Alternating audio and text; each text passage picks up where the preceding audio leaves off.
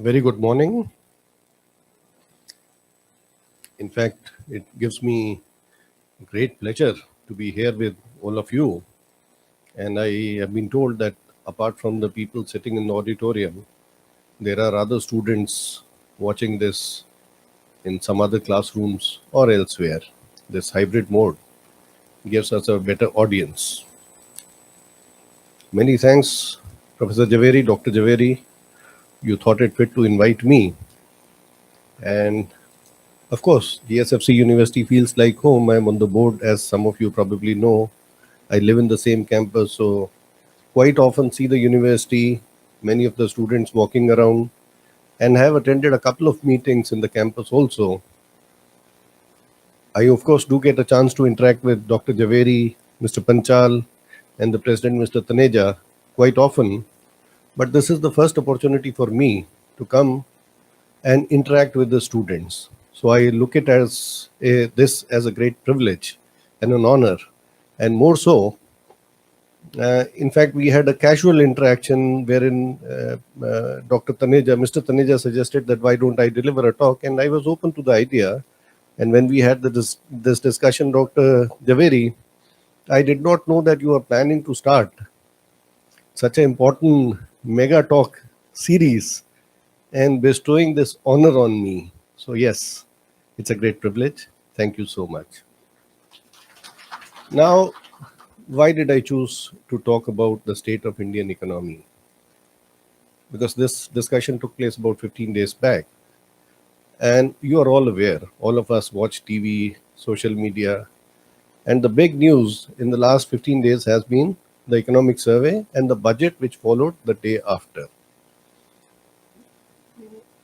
Those concepts impinge on everyone, whether you are an engineer, a manager, a management consultant, a student, a housewife. Many of the policy decisions which the government takes are reflected in the budget. Outside of the budget, also many economic decisions to get taken. But if there is one big day when it comes to economic policy and what's happening around us in the economic activity sphere, that's those 2 days of the economic survey and the budget. So, for my own learning, I of course follow much of what is debated in the media and presented in the parliament. But I thought this could be an opportunity to share some very basic concepts about economics to an audience, a group of very well educated, very well informed people like those who are present in this room. So it is with that intention that I've prepared a short presentation. Of course, there are, as usual, some slides, but I would not like to restrict myself to whatever is written on the slides, and I am open to interaction at any point. Because, as was mentioned by Ms. Bajaj, and thank you for your kind words, the important thing is we need to be looking at holistic development. I am told that in this university you have this concept of foundation course now. And essentially, what is a foundation course? It's nothing but trying to learn about other disciplines also, because it is essential. Nobody lives in a bubble.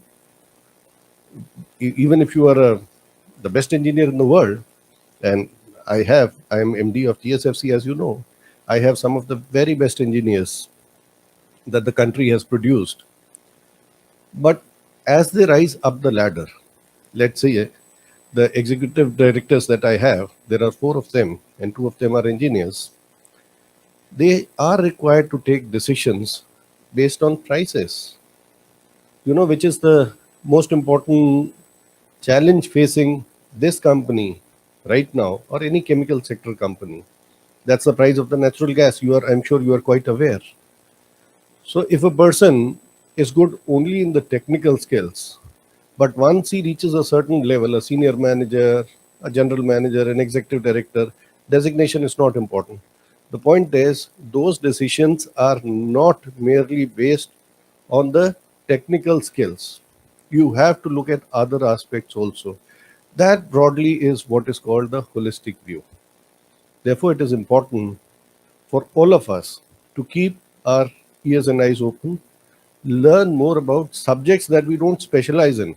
What you specialize in, you are spending a lifetime, 3 years, 5 years, depending on whether you're going for masters or a PG course or a graduation course. You are spending a lot of time.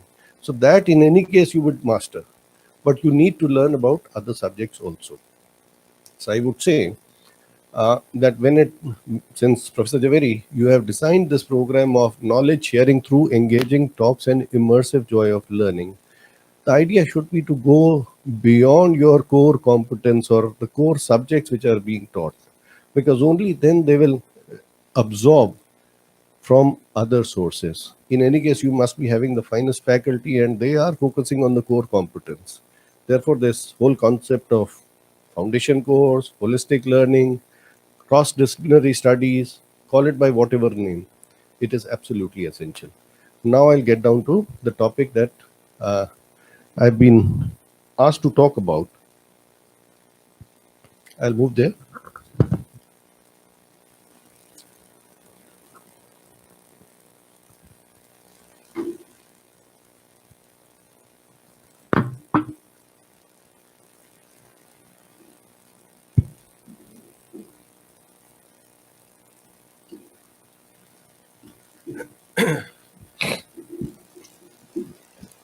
I'll start by talking about some of the basic features, the very well-known ones of Indian economy.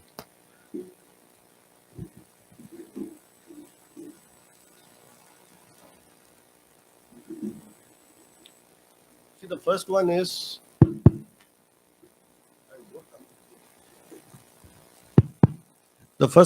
the size of the economy.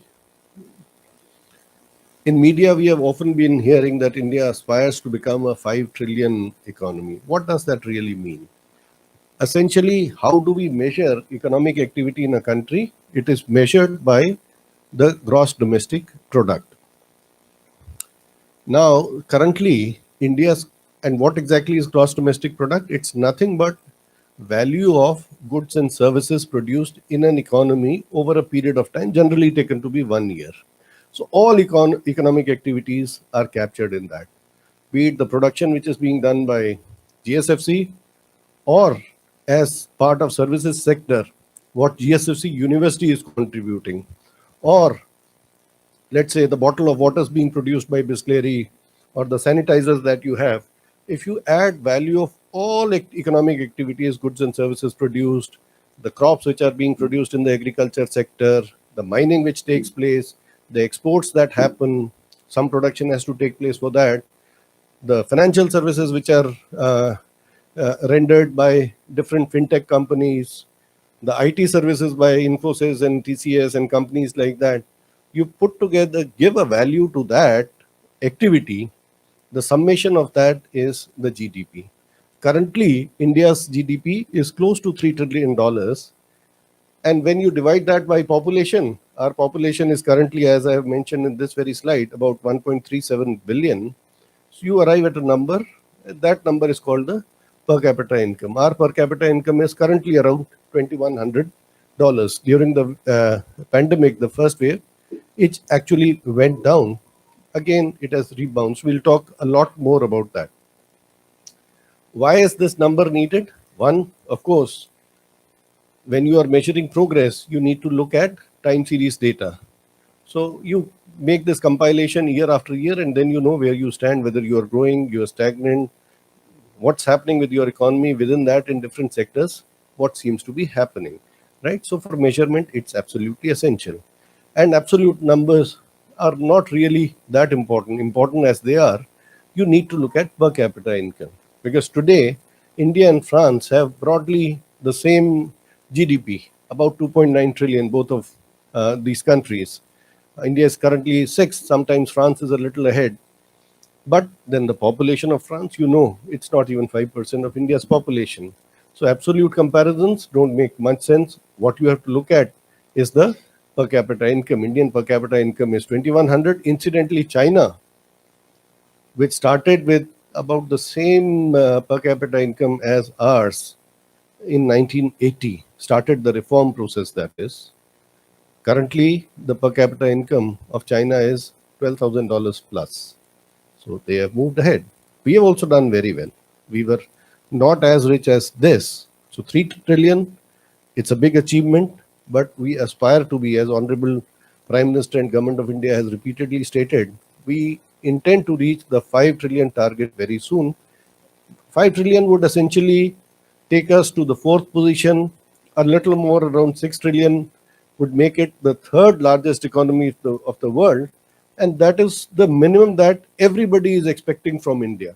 That after USA and China, India should be the third largest economy at the very least in the near future. When I say near future, maybe by 2030 or at most a decade, that's 2032 or so.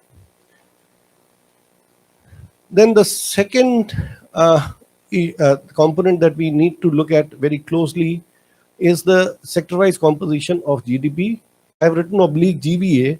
Earlier it used to be GDP. For last few years, the system has changed. Now gross value added is calculated. It's a little different from GDP. I'll not get into the technicalities. And there, the contribution of primary sector is only 20%. Primary sector is essentially agriculture and allied services, dairying, mining. So its contribution in GDP has been progressively coming down. It was more than 50% at the time of independence.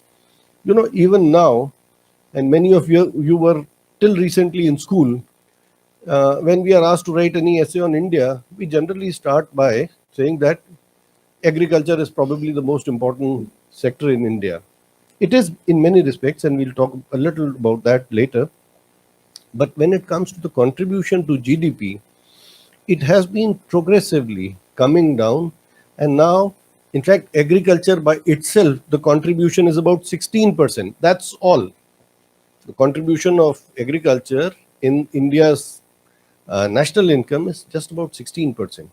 Along with other components of agriculture allied services, it's 20%. The real change which has happened, secondary sector is broadly industries and construction. These are the two big ones. It's in the services that the boom has happened, and the share has been increasing. Services is some very crucial sectors are there, which you are aware. Education is one of them, health is another one, defense, public administration, but more importantly, the IT sector, right? Trade and commerce, retail trade, commerce, logistics, these are all part of services sector. The contribution of those sectors is now 54%. So agrarian economy, yes. Importance of agriculture, yes. But the share of agriculture in India's national income is now just about 16%. Remember that. However, there's another set of numbers that we need to look at to understand the Indian economy, which is what is the share in population, in employment. When it comes to employment, and linked to that is the urbanization. In fact, the last point that I made, in 2011, 69% of people were living in rural areas. But the important thing is, though they were living in rural areas, they were not really working or dependent for their income on agriculture alone. Many of them are teachers, running odd businesses, small jobs, and so on, working in services sector, trade, commerce, etc., as I mentioned, education, doctors. So the important thing is, as when it comes to employment, secondary sector and service sector has not been able to absorb the manpower or the population explosion which happened from 50s to 80s and the gradual increase in the last 20 years. The decadal growth, as I'm sure all of you are aware, has slowed down in the last 20 years. But agriculture and the primary sector, that has been burdened with the job of absorbing all the additional manpower, much of the additional manpower which has been created. Sometimes when you read in media, it is called that we have not made the best use of the demographic dividend, that the youngsters who have come in the workforce, our industries, our services sectors have not been able to absorb. In fact, it's a big point of debate in higher education, that what quality of education are we giving them? Are we skilling them? Are we making them employable? And if we are not able to do that, and if after 5 years of engineering, the companies again have to train people for a year or two, essentially there is a failure somewhere. And though, of course, engineering colleges graduates all get absorbed from reasonably good colleges, when it comes to whole lot of other institutions which are producing graduates and they are not getting employment, or many people who are not even able to reach the gross enrollment ratio in India is hardly 20%, which essentially means 80% of the students are not able to go beyond class 12. So where do they end up? They have either they become what is called become part of the casualization of labor. That is, they do odd jobs, working in a restaurant and so on, or they fall back upon the primary sector. And the result of that is 48% of Indian population workforce is still employed in agriculture and allied activities. Though going by the share of uh, in national income, it should have been only about a third of that. So that's the big problem which the country is trying to resolve, and therefore you see the focus of all governments, the current government especially, on skill development and creating more jobs and the debate about employment. When it comes to population, the starting number was only about 36 crores. Today, in 2011, census is done every 10 years. This census has been postponed because of COVID. It could not start. It was to start about a year back. We'll get the results maybe a year from now. The population in 2019, there are different estimates, was around 137 uh, crores. The important news item of the month, I would say, of the current year 2022 has been the results of the National Health Family Survey 5. This is the survey for the period 2019 to 21. I suggest all of you should look at it. There are many things mentioned in that. But one standout number, which has been talked about, it might have come to notice of some of you, is that the total fertility rate is now 2. Total fertility rate is number of children a woman is expected to have during her period of, her fertility, reproductive age. That's come down to 2. The replacement rate is 2.1. What that means is, if this number continues or as is expected declines further, the Indian population will not grow any further. Of course, it happens with the gestation. It will not start today. It takes about a decade and a half to 2 decades.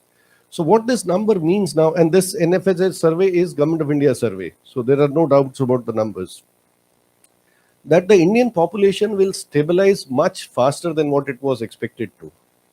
What this means is that the fertility rate has been is decreasing so fast that the issues, the population explosion, the Malthusian theory that we used to talk about till as recently as maybe 5-10 years ago, now all that is history. In fact, now the challenge is going to be that, well, we'll have aging of our population, there'll be more old people, less young people, the kind of problems that get talked about in respect of countries like Japan, Italy, Europe, that they will not have enough people in the working age group. And incidentally, it is not happening only in India, it's happened elsewhere in the world. China, they have gone back from their one child policy. About 10 years back, they relaxed and they said, okay, 2 children are okay. Now they are saying even 3 children are okay. You know why? Because the TFR has plummeted. It is now about 1.5 or even less in some of their regions. And the result is that the Chinese population will start declining in about 2 to 3 years. Nobody had thought it would happen so fast.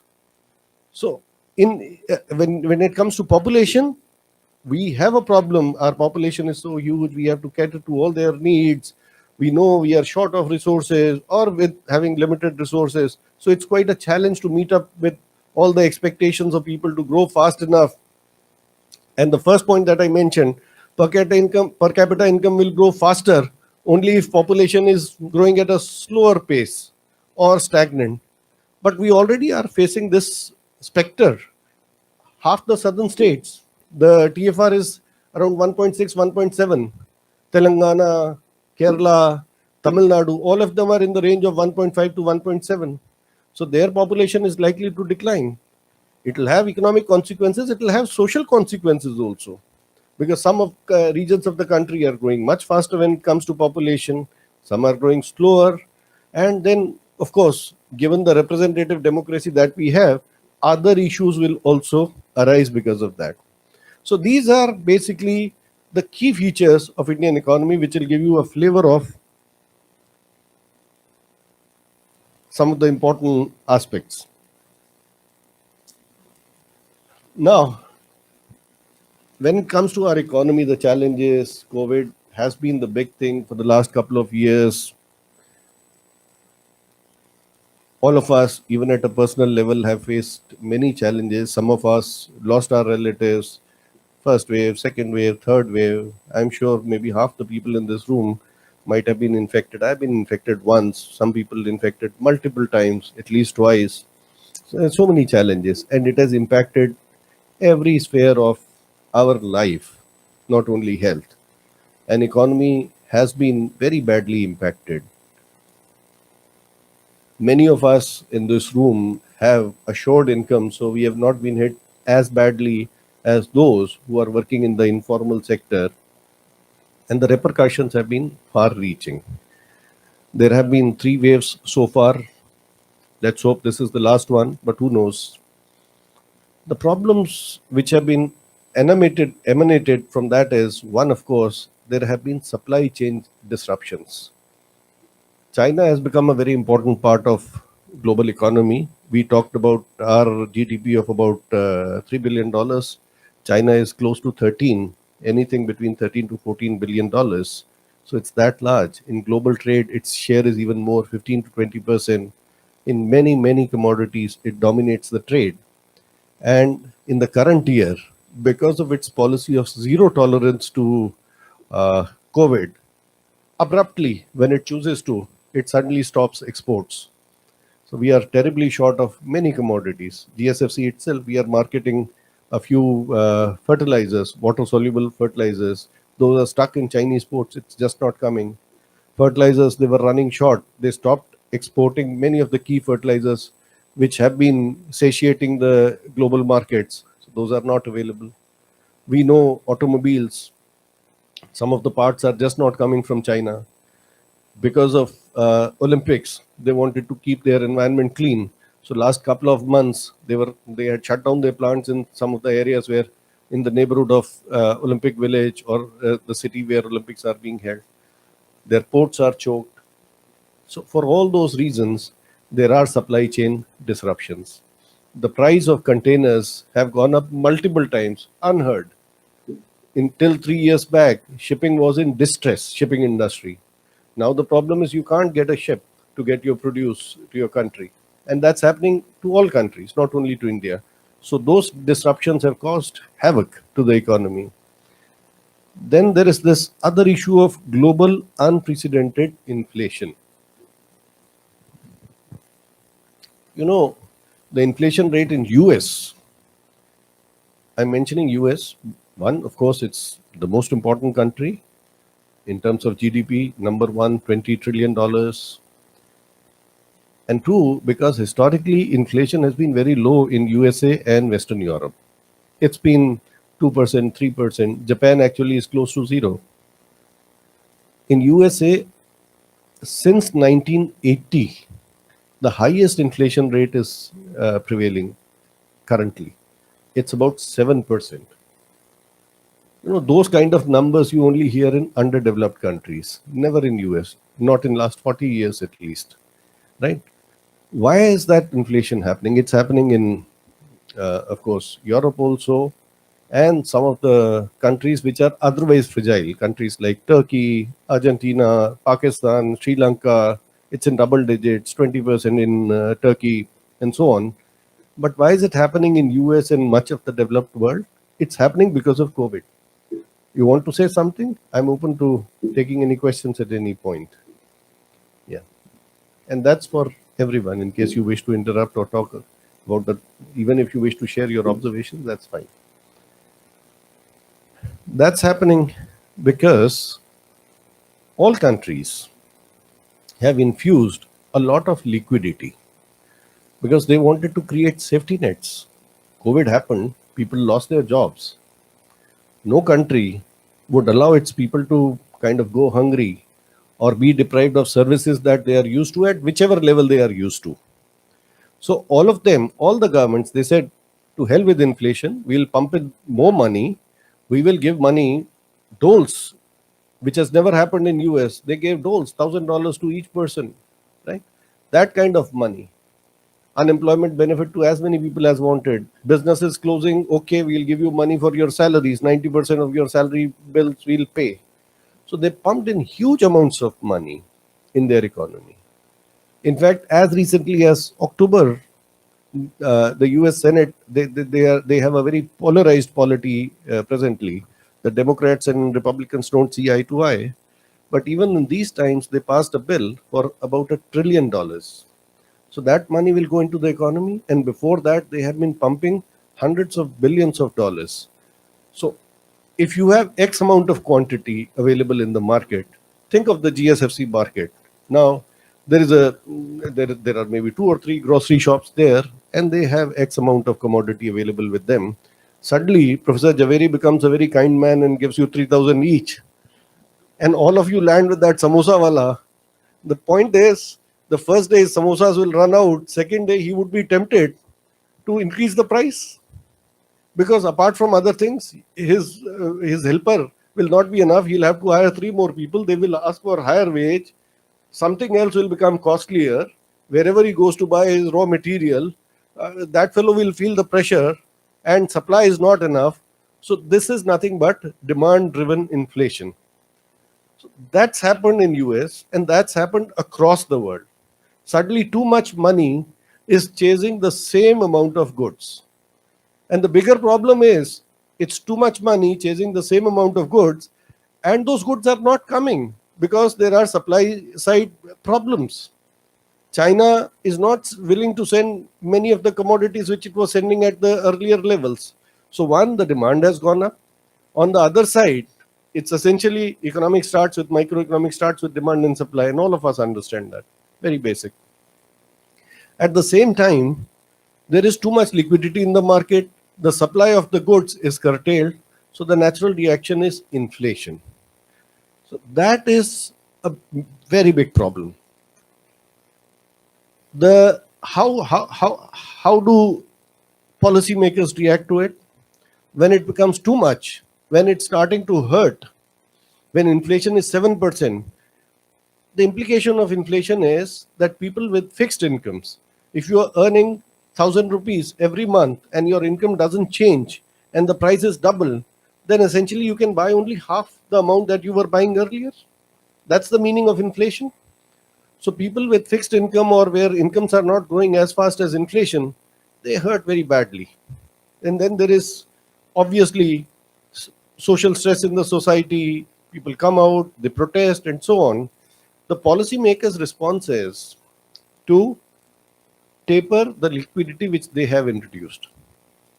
And how do they do that?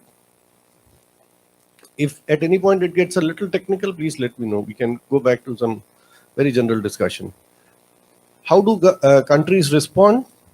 And we'll talk about what our finance minister has done in the subsequent slides by increasing the interest rates, by reducing the doles which have been given out, so that now the money is not growing at such a fast clip that it causes inflation. That liquidity tapering is happening in US now, and that's very important for us sitting here. It's not a theoretical concept that I'm talking about. In fact, if you read today's newspapers, it's full of what is expected from the US Treasury. And there they are talking that in the current year, they have already announced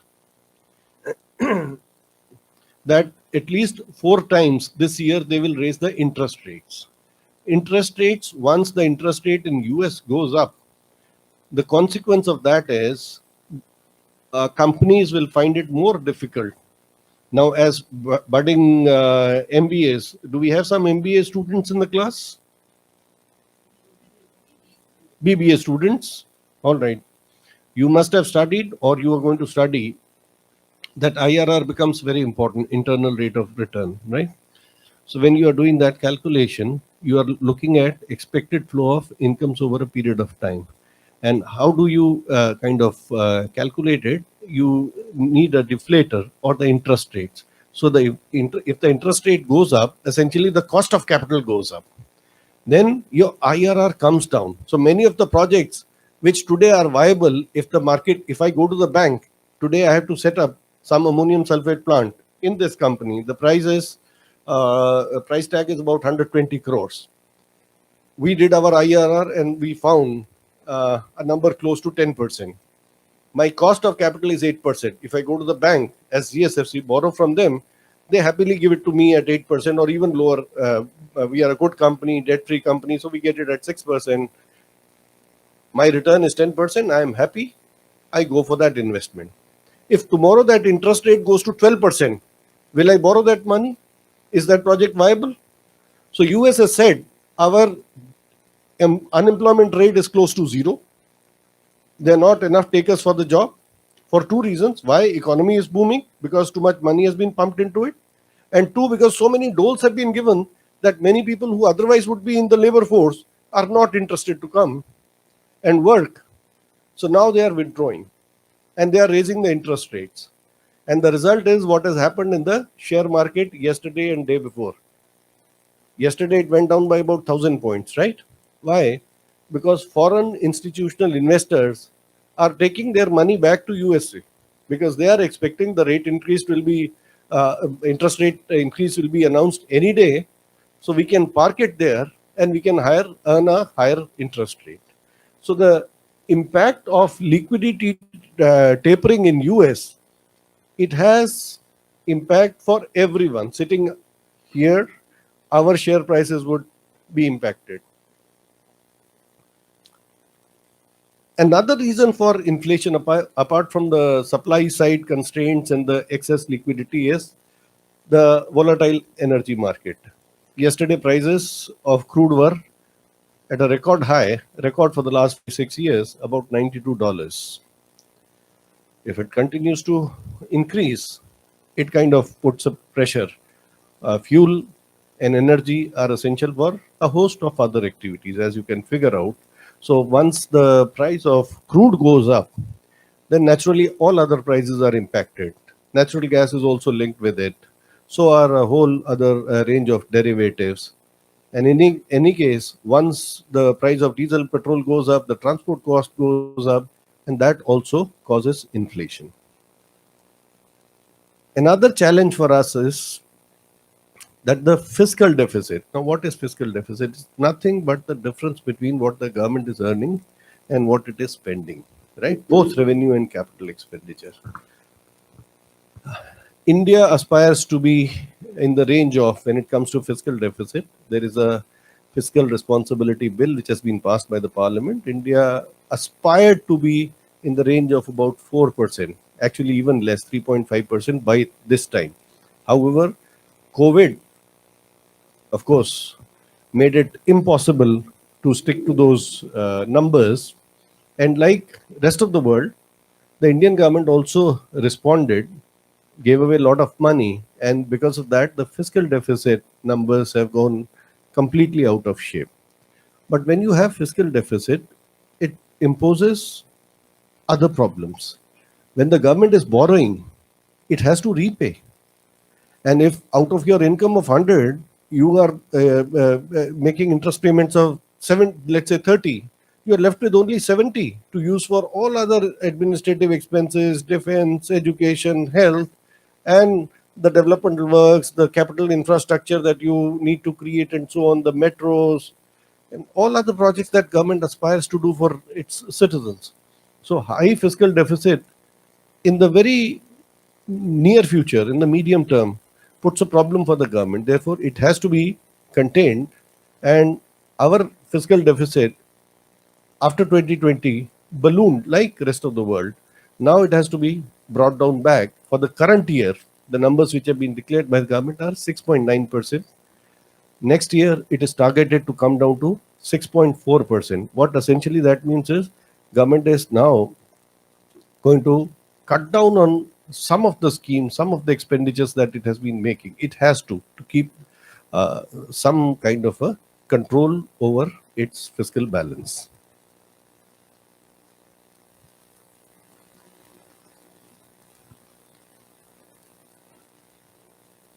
So what happened in the last 2 years? We are talking about the post-COVID couple of years. This year, 21-22 is ending. Financial year is from April to March. So in the year which is ending on 31st March, the GDP numbers, the advance estimates as they are called, have come out, and the GDP is expected to grow by 9.2%. Amongst the major economies of the world, the fastest. So, which should give us some pride, some joy, of course. But it has to be seen in the backdrop of what happened in the previous year. There was a contraction by 7.3%. So effectively, in normal course, given what India has achieved in the last 2 decades, we would have grown by about 6.5% over 2 years, so 13% in 2 years. Instead of that, we have grown by only about 1.3%. We are pretty much where we were 2 years ago, only a shade better. Or as one of the commentators put it, we have lost maybe at least 10% of our GDP, which we would have kind of gained if there was no COVID. And 10% or 11% is a good $200 billion. That's a lot of money. 250 to $70 billion. That's the kind of money the economy suffered a loss because of COVID. The good thing in these 2 years have been that agriculture did not suffer, partly because it is dispersed, and COVID, as we are all aware, was particularly difficult to manage in urban areas where concentration density is high, concentration of population is in smaller areas, housing societies, you can't keep social distance and so on. Rural areas were not as badly affected. We were also lucky we had 2 good monsoons. So agriculture continued its growth path at the trend rate of 3.5% or 3% has been the trend rate. Actually, it did a little better in both the years. It was industry which really suffered. Of course, in April, all companies, including this company, was shut down for a short period of time. We were considered an essential service. We could reopen. Many could not. Migrant workers, we all know that story. The impact was that the industry contracted by a good 7%, and last year it grew by 11.8%. But industry has been the driver of growth, of employment. So the impact there was devastating for millions of people. In the services sector, though it is expected to grow at 8.2%, after a contraction of 8.4%, essentially it is where we were. So those are 2 lost years when it comes to industry and services sector, and the repercussions we are feeling now. How did the government react to it? In the initial phase, I talked about even advanced countries giving out doles to its citizens. India did something similar. In fact, I got a list of what all has been done, and there's plenty which has been done. Some of the key ones which one can rattle off, which even you must have seen, read about. The government started with cash transfers because people actually didn't have employment. They wouldn't have had money to eat. It was so desperate for crores of people. So under the Jan Dhan account scheme, some 500 rupees were given for 3 months to women, amounting to a lot of money, to other vulnerable sections of the society, people with physical disabilities and so on. Under the PM Kisan Samman Nidhi, 6,000 rupees were given to a very large number of farmers, running into 10 or 12 crores. I have those numbers, of course. To 33,000 crore people, beneficiaries were in all given cash transfers amounting to 2.1 lakh crores. This was the first response. Along with that, food security was assured. Under the PM Garib Kalyan Anna Yojana, 80 crore people were given additional food grade at very nominal cost of 5 rupees. And that scheme, incidentally, is still continuing. It will continue till March 22. Now that the economy has by and large recovered, people have access to employment. In any case, other than this, the ration card holders still have access to food grain. This additional food which is being provided, that is continuing till March 22. The whole idea being that a country where now we are food surplus, why should anybody not have access to, at the very least, basic food grains? So plenty of food grains has been pumped into the system. And under the Ujjwala scheme, some free cylinders, 3 free cylinders have been provided to 8 crore beneficiaries. So this has ensured we didn't have one negative story. There were a lot of problems on the health management. Oxygens ran out of, hospitals ran out of oxygen, and doctors were completely stressed, overworked.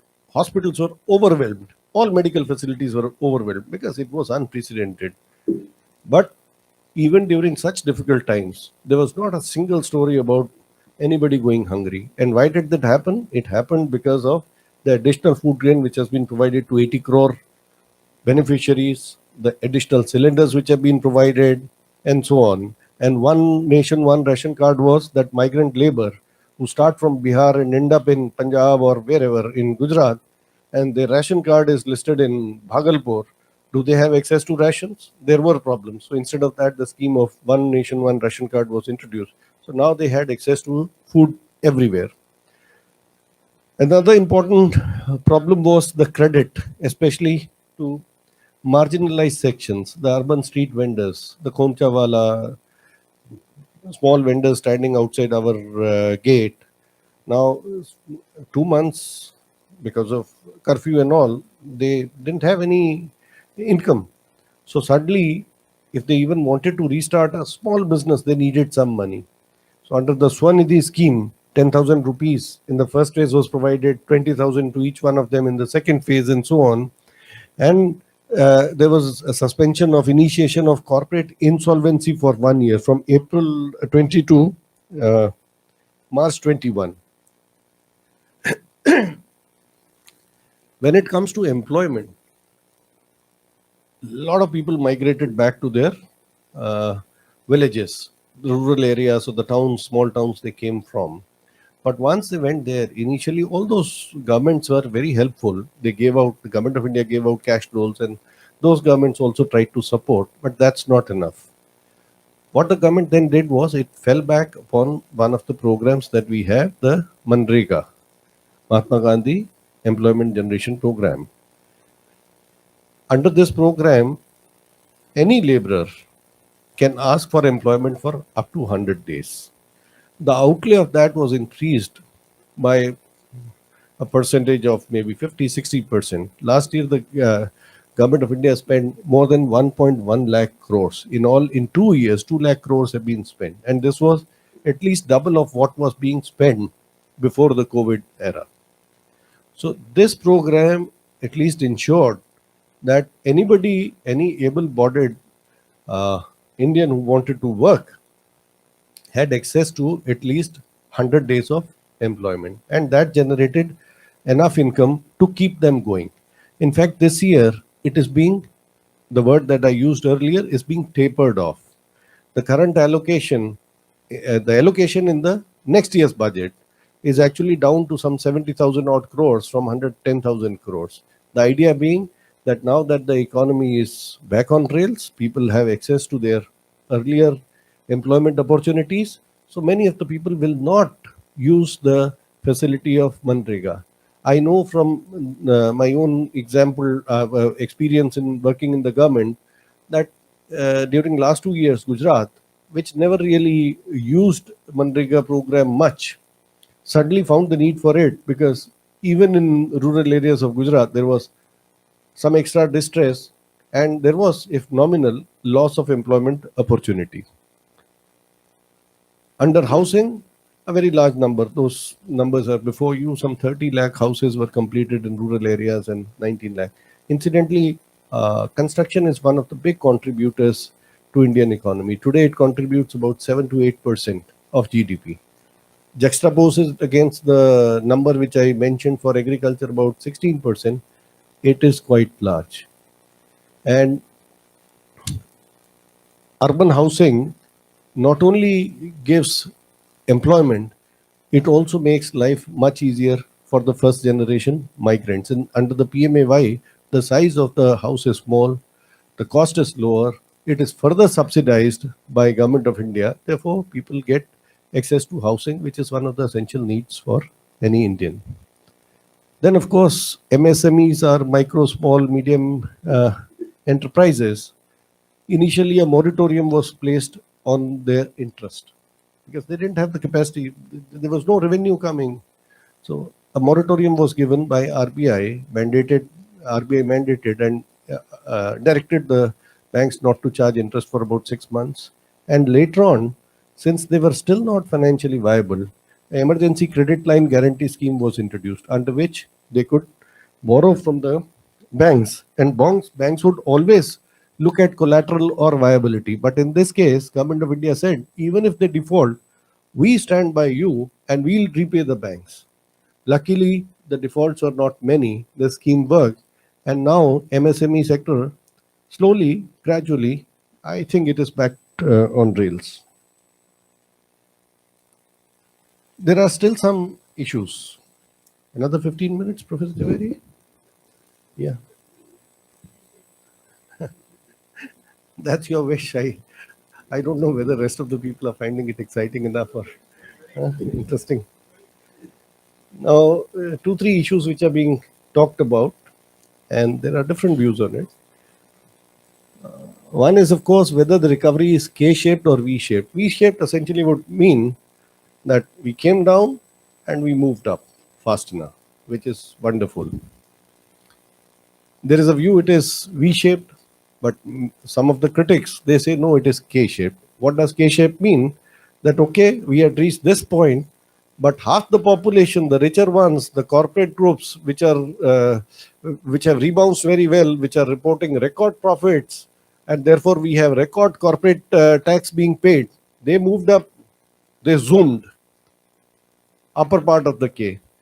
And the informal sector, the people who didn't have jobs in the formal sector, who were not getting pensions and gratuity and so on, people who were having small, like working in a tire shop and so on, their jobs have still, the economy, that part of the economy has still not recovered fast enough.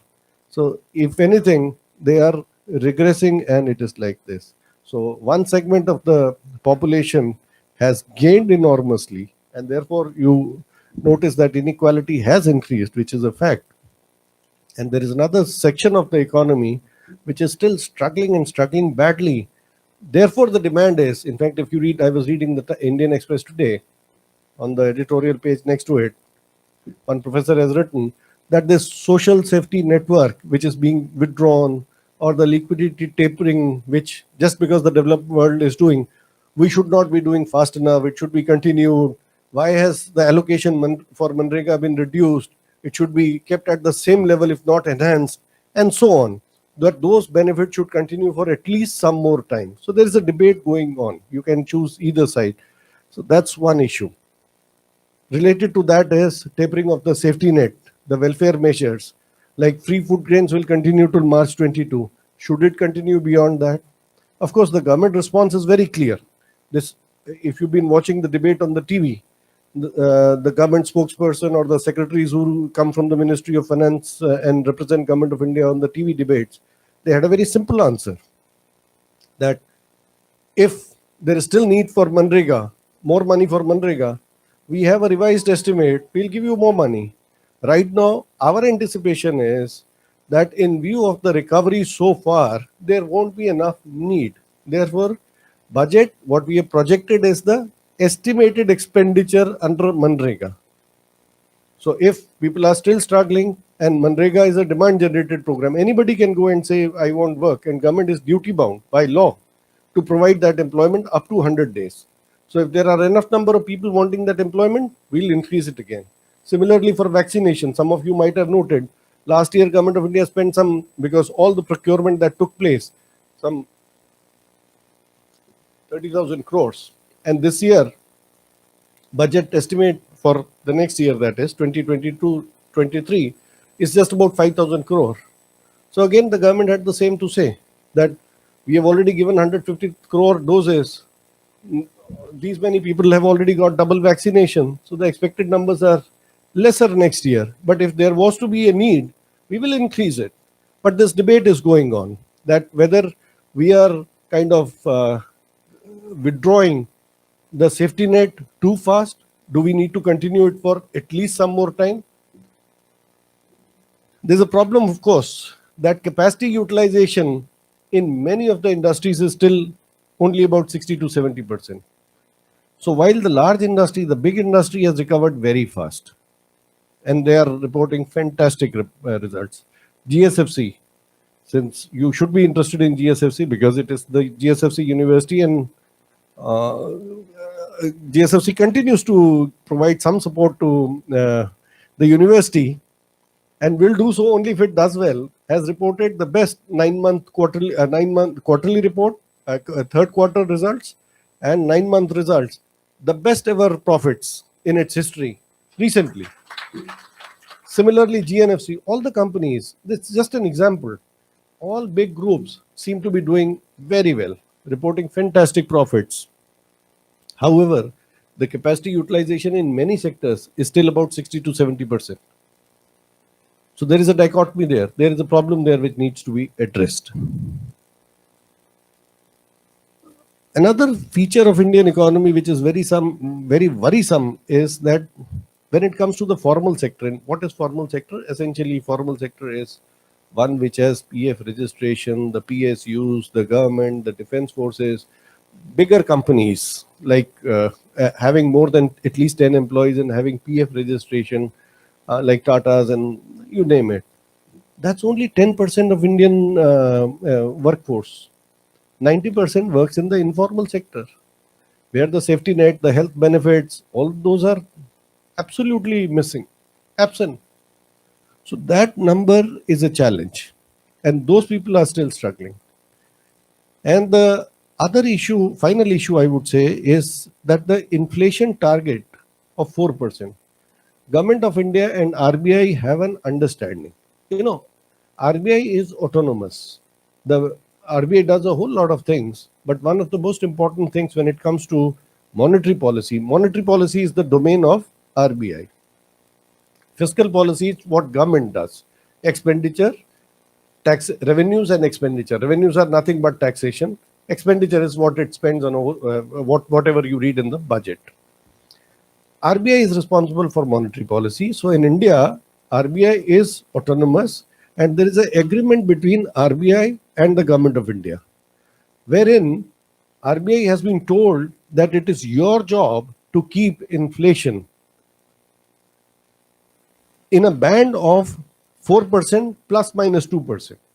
That if it exceeds 6%, you are free to take measures, use the instruments of monetary policy, right, to check inflation. And what are those tools? Those tools are exactly what I've been talking about, interest rate, right? In fact, as we speak today, the RBI is having its quarterly MPC, monetary policy control, I think that's what it is, MPC meeting. It's a 3-day meeting. So they will announce the interest rate, and instead of calling the interest rate, they call it the repo and the reverse repo rate. So that they are going to announce day after tomorrow. Presently, it is very low. In fact, I mentioned it. Maybe later it comes. Presently, it is rather low, just about some 3.15% or so. So it is expected, just like US, India may also increase its interest rates. Many in the room would be happy. Small savings, the interest rates had come down quite sharply. At least your parents would be happy. Retired people who are dependent on income from interest, suddenly the rate will go up by maybe 0.5%, 50 basis point as they call it. And subsequently, after some gestation, the post office and the banks are also expected to increase the interest rates. But those are measures to check inflation. So that's also another issue which is agitating the minds of the bankers, the central bank, that is the Reserve Bank of India, and of course uh, the decision makers in Government of India. On the fiscal policy front, fiscal policy, as I mentioned, it is the tax rates. In the current budget, there has been no change because obviously, with all the pressures on Government of India, nobody, no serious thinker, economic thinker, all of us in the middle class were hoping, but actually, if you read the pink papers, nobody was expecting a tweaking of the tax rates because in such challenging times, the government just didn't have the scope to give further concessions. The fiscal policy is decisions relating to the expenditure and the revenues, and revenues is the tax policy. In the initial phase, I mentioned all the safety nets and the money which was used. Subsequently, government said we'll go towards investing boosting measures, that in key sectors, the automobile, the pharmaceutical, and so on, we will give production linked incentives so that new production capacity comes up. And that was also because government and anybody who matters in India can see an opportunity because of various problems, not only economic but even geopolitical problems relating to China. And the cost of production in China has gone up as it has become a much larger economy with a per capita income of $12,000. The income, the wages have also gone up. So it is not as cost competitive as it used to be. And nobody wants to put all eggs in one basket. So across the world, now there's a feeling that we need to branch out. Alternatives are being seen, be it Vietnam, Bangladesh, they have done well, but India is also coming up very well in many sectors, chemicals, capital goods, mobiles. You see, Apple has set up a plant here. They're not doing charity. They are safeguarding their future. They can see the geopolitics which is happening, so they want another large country where they can not only produce for that large country, which is India, but also export from here. Therefore, Tesla is keen to come. So government wants to use that. I think this will be the last slide, and I have given an overview. So what the government has done now is they have decided to not abandon, of course, the safety nets, not abandon or even I would say dilute, but dilute the safety nets or the support for the vulnerable sections while keeping it at that level and noticing that recovery has happened in the economy. What government is now doing is focusing on creating more jobs, because unlike, let's say, Western world where unemployment numbers are very low, we have a problem. There is a challenge. The authentic data, Government of India data, is not available after 1819. So the number still of unemployment is being banded around at about 5.5 to 6%. But independent sources or commentators or CMI data shows that unemployment seems to be increasing. And the other thing is, we are still stuck at the 3 trillion. My first point was the 3 trillion economy. We aspire to be a 5 trillion economy, the third largest in the world by 2030 or so, and at some point reaching 10 trillion and more. How do we do that? We have to enhance our production capacity. We have to have world-class infrastructure. We have to improve logistics, which is a big challenge.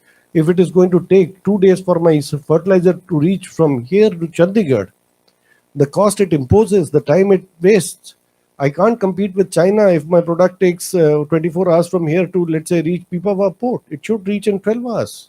How do I do it? By improving the infrastructures, the roads, the ports, the railways, right? All of that. And I have to create, meaning India has to create world-class, not only facilities, but world-class plants and compete and be more competitive than China. That's our benchmark. So what the government has done is, it has gone for a policy where a lot of investment will be done by the government. The reason for that is, the problem is, in the last 2 years, I talked about GDP. There are broadly three components of GDP if you look at in terms of consumption.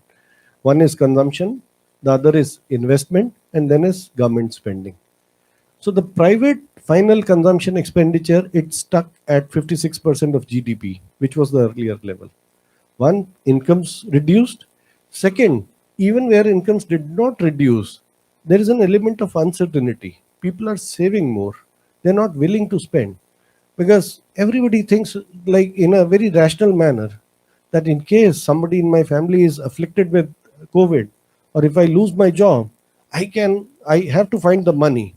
I can easily postpone my proposed expenditure of, let's say, buying this kind of a large TV, which is going to cost 2 lakh rupees. Even if I have 5 lakh rupees in normal course, if my expectations were that, okay, next year my income will grow up by 10%, year after that, economy is booming, my son will also get a fantastic job, I'll go ahead and buy it with the same 5 lakh rupees. But in the atmosphere of uncertainty, people have curtailed their expenditures, savings have boomed. So if savings are there, then people are not spending. Therefore, the capacity utilization is still stuck at 60 to 70% in many of the FMGs, this fast-moving consumer goods.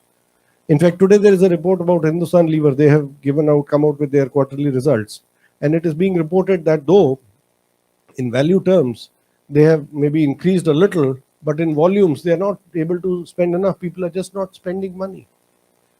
So in such a situation, somebody has to step in, and therefore corporates, though they are sitting on enormous amount of money, they are not investing in new projects. They are hesitant because they are not sure whether they will be able to sell it or not. So then we are stuck. The solution for that is this last thing, and that is the underlying theme of the budget, or if I put it differently, what government is attempting to do now and in the current calendar year at least. That is the virtuous cycle of growth through capital expenditure, capex as it is called, in infrastructure.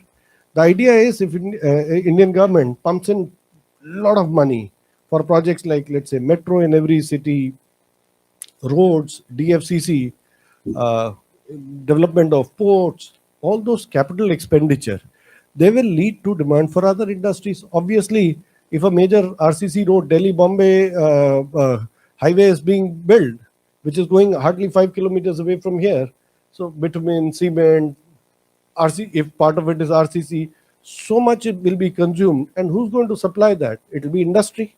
So it will create a demand for other industries. And obviously, if there is demand, they will expand and there will be more employment. And this will lead to creation of assets. This and the money will, once the employment is created, the employees get their money. Whosoever is giving loans to those companies, they get their money. The banks report better profits. And therefore, once money goes back to people in a larger volume, larger amount, then there is increase in consumer demand, and that would spur growth. So that is the strategy of government. In fact, there is a concept in economics, it is called the multiplier. Multiplier essentially means that if I spend 1 rupee today and I buy any commodity, I go out and buy this pen for, let's say, 100 rupees. Now, obviously, the bookseller, the stationery fellow who's selling me this pen, is not going to go and deposit his 100 rupees in the bank. In the evening, he'll go and buy his groceries. Maybe he'll buy for 90 rupees or 80 rupees. So the money keeps on circulating. The third day, that grocery person is going to go and buy his raw material for 70 rupees, and so on. So at every level, the money is circulating and there is some value addition, not all of it. The result of that is that once capital expenditure is made, it leads to a multiplier effect and the economy expands. It is expected to be, the varying estimates, between 2.5 to 4.8. So if government of India was to spend $1 billion, essentially it would mean over a period of time, it leads to maybe $3 billion additional income in the economy, maybe over a time lag of 12 months, 18 months, 24 months. That depends on the nature of the industry and nature of the product.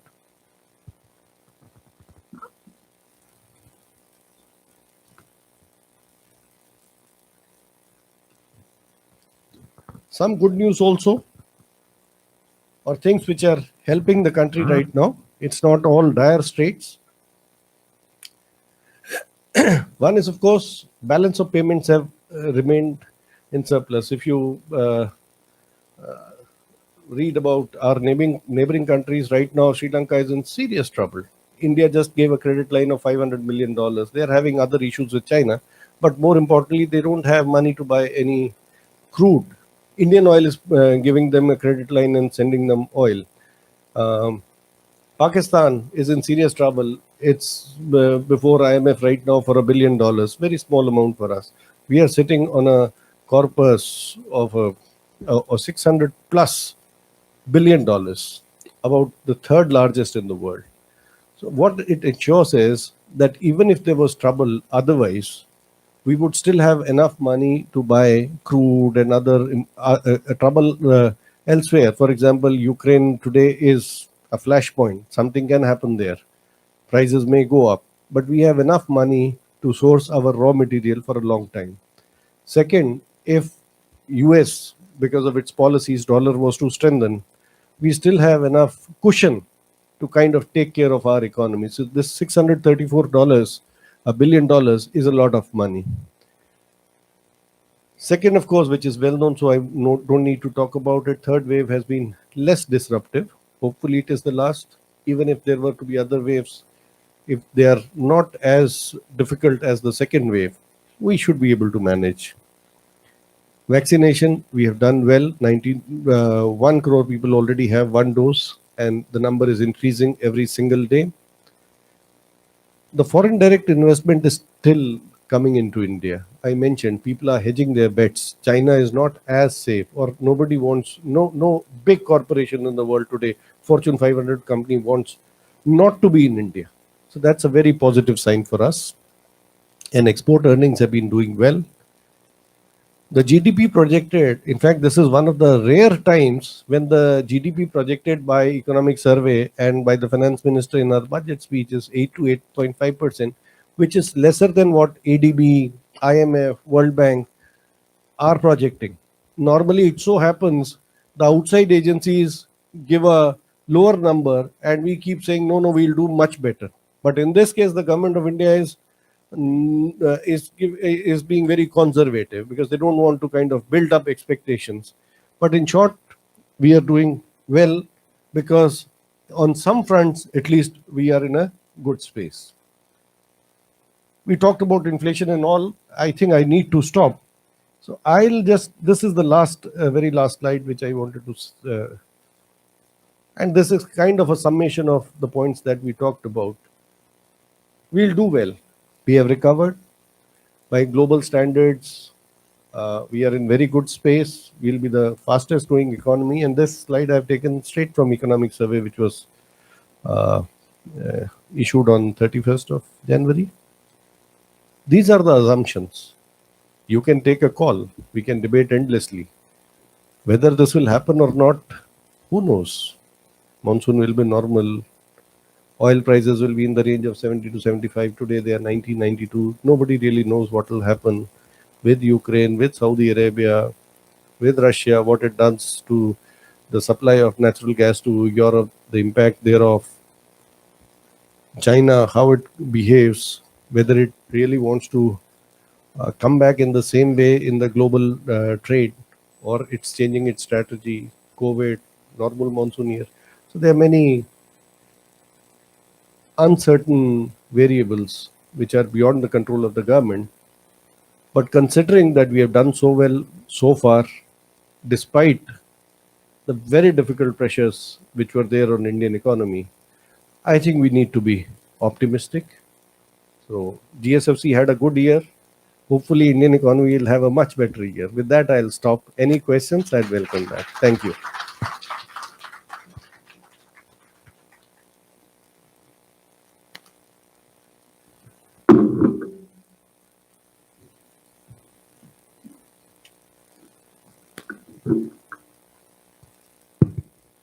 Thank you so much, sir. What an interesting and elaborate presentation. Even the non-subjective person like me could understand, and ending up with that positive note was the cake on the icing. Okay, Great. Now we'll keep this session open for the questions. Okay. Do we have any questions? Yeah, Radhika.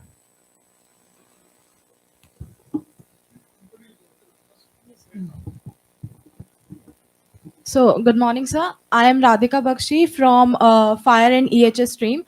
So, first of all, I would like to say that it's an immense pleasure to be here and to listen to this topic, as it is not of our department, but still we understood lots of things which are useful in our future. So basically, I have a question which I came across when I was reading in Union Budget 2022. I came across a word of circular economy. So my question is related to that. That as we know that our economy is dependent on four factors, that is land, labor, capital, and entrepreneur. So how these factors are generally benefited by our circular economy concept?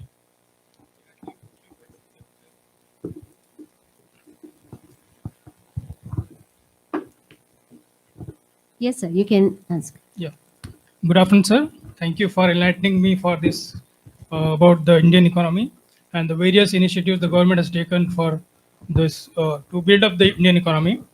The question is, sir, I often read in the newspapers during the elections time that the various governments are having a lot of debt to the World Bank, and the governments are borrowing lots of money from the World Bank to maintain to work on and to complete their incomplete projects. So how do you look into that? I mean, you have mentioned that the Indian government is having surplus amount of the foreign exchange, around 600 billion dollars is there in the as a foreign exchange. But although we are having surplus amount of money, but we're still borrowing a lot of money and we are paying interest to them. So how do you look into that? This is the one first question, and the second is recently I was reading one article based on the air pollution. So in that article, it was mentioned that you know we are pumping a lot of money in creating the infrastructures, infrastructures, because there's huge health issues because of this air pollution. And this whatever aspects of Indian economy is there, the huge pollution is being created by the this chemical industries. So one way we promote the chemical industries in order to improve our economy. Other end, we are spending a lot of money to uplift the health of the common people, because there are various health issues like cancers and heart diseases because of these air pollutants. You mentioned that if we run on the development the infrastructures in order to promote our economy, we are investing a lot of money in building the roads and all that cause a lot of pollutions, and ultimately it goes to health issues. So how do you look into that? The third question is, uh, as you mentioned that we are having fiscal deficit. So how government actually manage to keep it low? And one more question is there. May I, sir?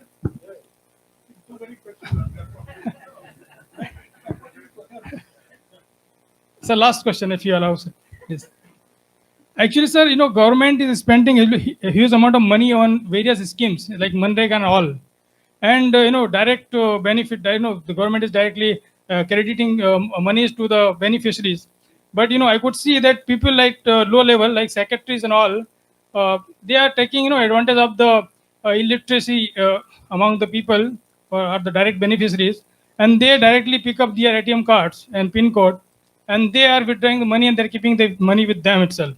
So how do you look into that? Thank you very much, sir. This is Dinesh Mar Pandey. I'm assistant professor in chemical engineering, sir. Thank you, sir.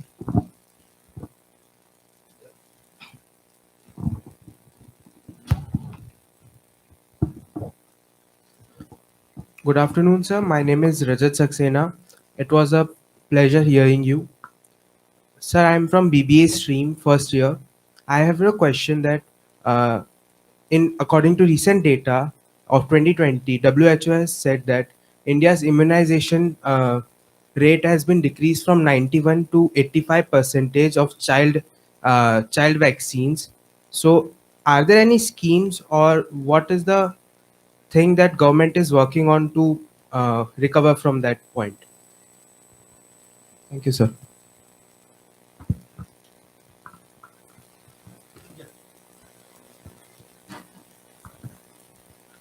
Hello, sir. My name is Ms. Purvi Trivedi. I am a teaching assistant in science faculty. So I have two questions. I'll restrict to two only now.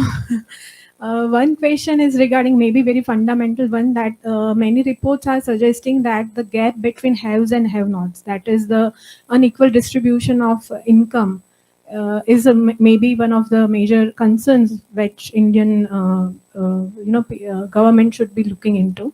So what are the steps, and whether this is a fact or it's just a misconception? And second question is, what should be the learning outcomes from the growth story of Bangladesh? Because in many reports, it's been suggested that the growth that Bangladesh should achieved is like within less time period, and maybe it is more equitable growth with equal distributions. So is there any connection between these two things, and should we be learning something from that story? I've listed about 7-8 questions, and I'll try to respond to most of them. Though one or two of them are not quite related to uh, the topic that we talked about, but all the same, I'll give my views. Let me start with what Purvi had to say. How do we measure, firstly, the inequality in the economy? All of us have heard probably of Gini coefficient. And if you look at the numbers, it is for India somewhere in the range of 0.32 to 0.35 and relatively stable in the last decade. Of course, it has increased as compared to 70s and 80s. So yes, inequality seems to have increased. Generally, it does with growth, because right in the beginning, Radhika asked one question and she talked about 4 factors of production: land, labor, capital. Capital is concentrated in the hands of few. So people who have capital, and if they are able to do a better job, then obviously they tend to get a better return from that. So in most economies, during the initial phase of fast growth, inequalities do increase. So they seem to have increased, but only marginally. It is still lower than what it is as compared to China or USA. The Gini coefficient for China is a little higher than India. US is more. Brazil is the extreme case.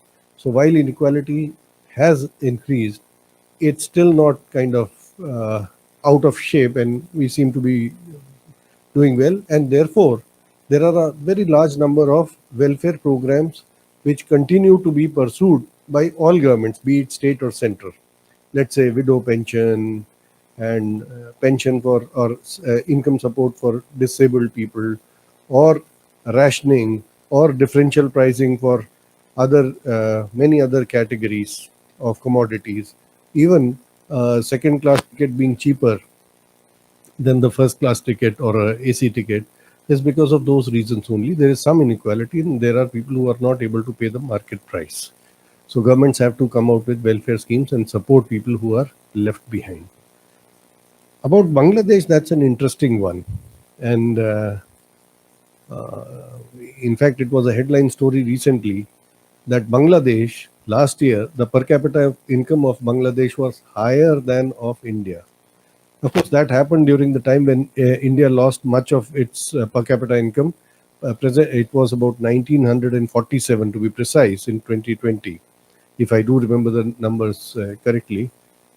And that's a remarkable story. But because Bangladesh's per capita income was only about half of India about 20 years back.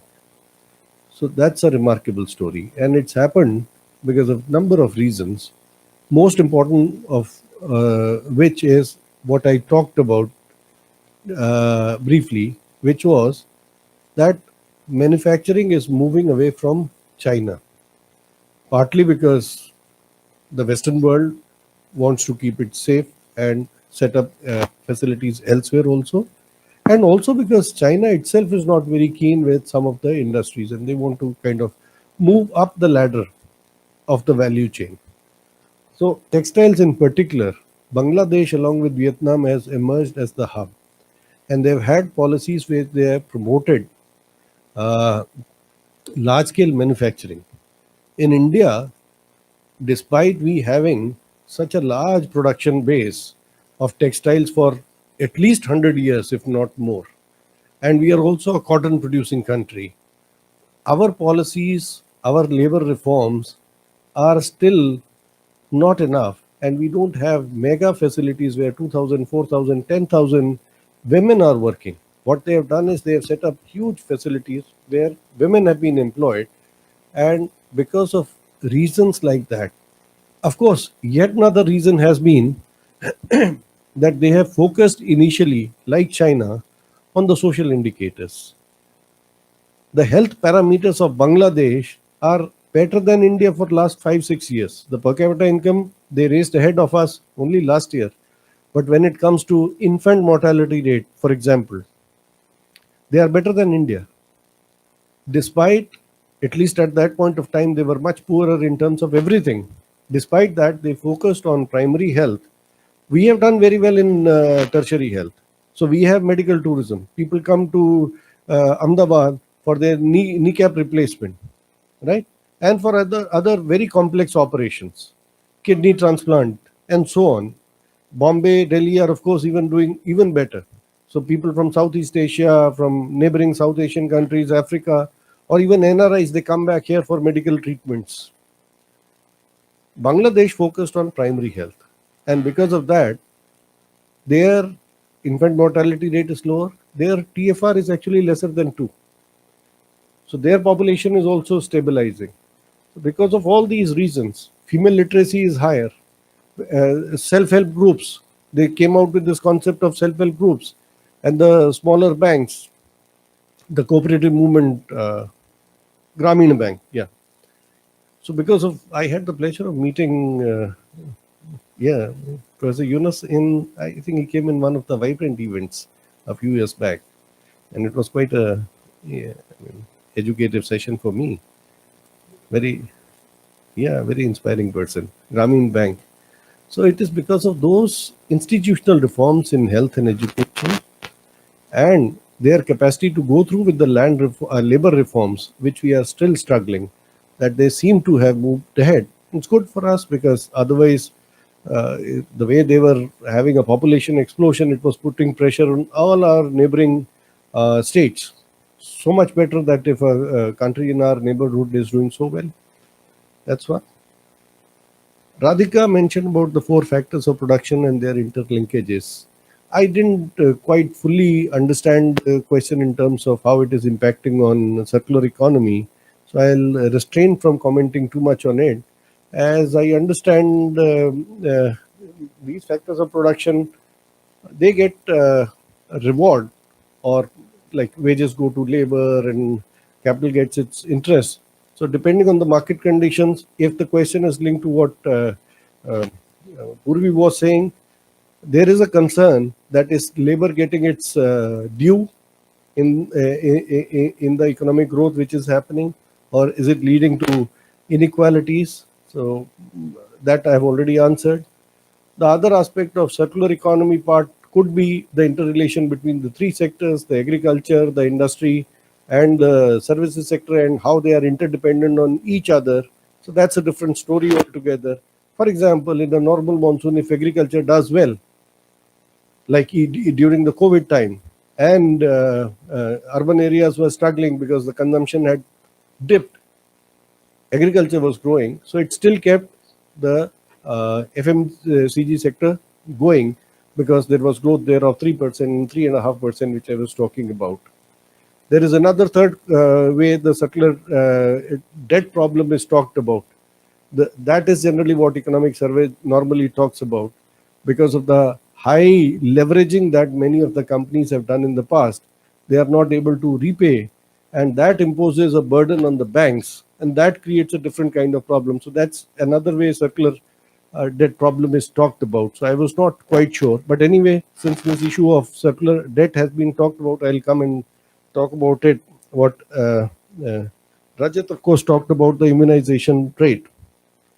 It's a fact and it's a concern, and I'm recalling what my colleague in government, the principal secretary in charge of health, talked about it, precisely what you were saying. It was bound to happen. The entire health sector focus was on fighting COVID over the last 2 years. So the normal programs, how is immunization carried out in India? I'll share with you what happens in Gujarat. There is a Mamta Day every month. So in the primary health center, the auxiliary nursing midwives and the female health workers, they are there along with the doctor. All the mothers and the small children come there because they know today is the Mamta Day, and they are given the inoculations, immunization, which is due to them. There is a whole this cold chain management which has been working very well for 30 years. But since the focus was on COVID, the entire team was diverted there, and even the mothers were not able to come because of COVID. So there has been a fallback. I was in charge of the SVP hospital in Ahmedabad, and I saw that in a different sense also, that all the planned operations were postponed. In fact, the interns were very unhappy. The residents, they were very unhappy because they were specializing in all kind of things. Let's say gynecologist, even they were drafted in and they were told to look after the COVID patients. So almost for a year, talking about the Sardar Patel Hospital in Ahmedabad Corporation, where we had about 850 patients. I was looking at that after that hospital for almost 3 months during the first phase. So all the interns of all specialities, orthopedics, COVID. So they said, when will we get the exposure? So the emergency procedures were being done, but all routine procedures were not carried out. So surely it has had an impact on immunization and all other health issues. They went in the background. Now things will improve. Government is again focusing, but yes, that is correct. Dinesh had a range of questions that you talked about debt and the problem which will occur because of that, right? In fact, you specifically said, what about the debt from World Bank? Will it create a problem? I briefly alluded to it. I'd like to elaborate on it. There is this ratio of debt GDP ratio. In case of India, it is about 90%. In developed countries, in US, it is more than 200. You need to watch it very carefully, because if your debt is too high, then as interest, you have to pay back a lot of money, and very little is then left for developmental expenditure. But this debt also includes not only the government debt, but public debt, or even the corporates who are borrowing all the time. But you'll be surprised. And there is also this term called debt trap. If countries are not able to repay the debt, governments are not able to repay the debt, repay at least the interest, then they are in a trap, because whatever they earn, if they are just going to repay the interest, then there's nothing left for their essential services, defense, etc. That's happening. If you wish to read, in Argentina, right, they are seeking out $60 billion from IMF. They are in a debt trap. Pakistan is in a similar situation. They just don't. Hello. Yeah. Fortunately, India is not in that kind of a situation. The market borrowings are done, but the government wants to keep the debt under some check. And that is why there is a Fiscal Management Responsibility Act, which was enacted about 10 years ago, under which I mentioned India aspires to reach a target of 3.5%. Presently, it is about 6.9%. Last year, it was 6.9%. This year, government is therefore planning to cut down on certain expenditures and bring it down to 6.5%. So government is responsive to that, and therefore they have decided not to splurge and to print more money, which it could have done. So that's what a responsible government would do. And that is also the reason why it has not been able to give any tax breaks. Because how do you manage your budget? One, if you are short of money, you increase your revenues. Two, you cut down on your expenditure. You can't cut down your expenditure too much when you are government, because what Purvi talked about, there are inequalities, the welfare measures cannot be withdrawn suddenly, and there is also a political cost to it. The other is, you increase your revenues, You increase your revenues by going after people who don't pay taxes. There is this another ratio, I may briefly mention that, the tax GDP ratio. In India, it is about 10%. The ambition of the government or the target of the government is to reach up to 12-13%. Because only when you start collecting more taxes, you catch the tax evaders. That's why you see on cryptocurrency, that's an interesting debate which has been happening. Why has government taxed cryptocurrency? The Economic Affairs Secretary came out and said clearly, we are not legitimizing it. We are not saying that it is just an asset class. But there is an opportunity and we can tax it. So when we tax so many other assets, you sell your house, we impose a tax. You sell your stocks, you make some money, we charge you capital gains tax. So it may, in common parlance, you may call it cryptocurrency, but we are calling it an asset. It's an asset class. So we'll charge you the highest rate possible, which is being charged right now, 30%. Those are the ways government tries to garner more money, right? Increase revenues, cut down on your expenditure. On the foreign debt, actually the money from World Bank, IMF, these bodies comes at a very low cost. In fact, there is a period during which you are not expected to pay your interest. And subsequently also the rate of interest is very low, 2%, 3%. Of course, it is dollar denominated. So if your currency is going to depreciate, you stand to repay a much larger amount in your domestic currency. So the loan from World Bank or IMF and whatever proportion they have kept for India, actually we are not even utilizing that. The challenge is when you are borrowing from the market, would you be able to repay it? And if it is borrowing from international organization, not international organization, international markets, then you have to dollar denominated loans. That causes a challenge. Thankfully, that is not a problem for India. And one redeeming feature in all this for India, which I didn't mention anywhere, is the foreign remittances, inward remittances from NRIs. And these are not the rich NRIs who are largely based in the Western world, the US, UK, Canada, Australia. Our brethren, they tend to invest there itself. It is the working class largely, which is working in Saudi Arabia, Middle East. They tend to send a lot of money. And as per the World Bank estimates, India is by far the largest recipient. We get close to $75 billion a year. They send it to make a house here, to support their families, to support education of their children, for their parents, and so on. And of course, some money comes in from NRIs in rich countries also. So those remittances take care of our gap in the what is called the current account deficit in the external sector. Our imports are more than our exports. So there is a problem, a gap there.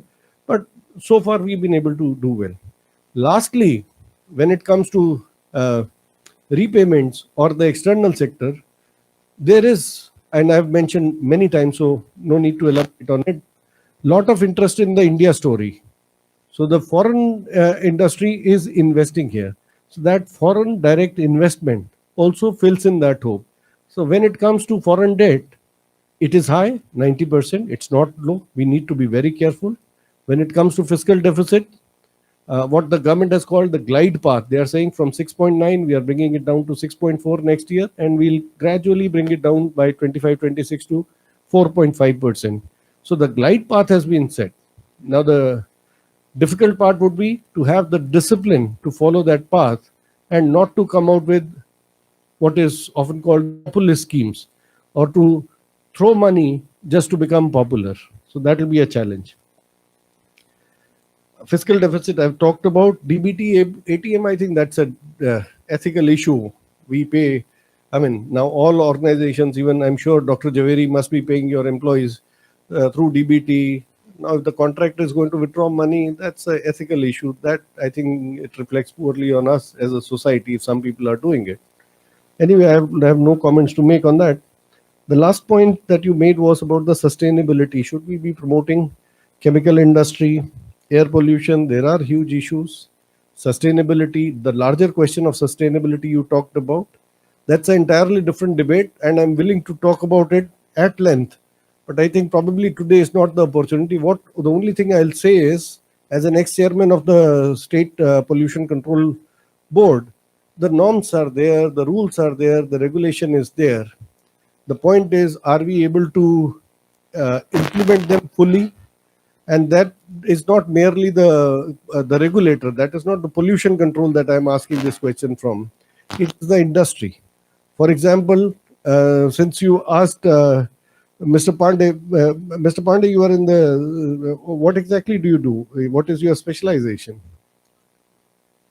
Chemical engineering. So I suggest what you do is, when you walk across near the gate, you'll find this screen is there, and on a scroll, you can see live the emissions from this company. That's just an example. So today, all regulators across the country has imposed this condition. So whatever you are emitting, whether it falls within the given parameters, the approved norms or not, has to be reflected. GSFC, you can see it's a PSU. So, but the important thing is, many of the other chemical producers are probably not adhering to those guidelines. You randomly find cases where recently there was this incident where some factory workers were burned in Surat. So that kind of irresponsible behavior for short-term gains, because some chemical industry had pumped in some noxious chemicals in a drain, and because of the fumes, 4 or 5 people died in Surat. Innocent people. They had nothing to do with that industry. Just because the drain was adjacent to their unit, people died. So this kind of irresponsible behavior we see all the time. But whether the chemical industry should be there or not, let me just give you the numbers. India's share in chemical industry is today hardly 2 to 3%. Right? Any of the specialty chemicals, when I sit as a MD GSFC and start looking at from where our imports are coming, it is coming from the developed world, Japan, China, Korea. If they are able to maintain and the purity of their environment, despite the chemical industry, the largest chemical industry is of course in China, but even Korea, Japan, they have not thrown away their chemical industry, or Germany. If they can manage so very well without causing any stress to their environment, so can we. All we need to do is, we have the rules and the regulations. Now stringently implement them, both from the side of the regulator as also from the side of the industry. I think then we can achieve that balance. Thank you.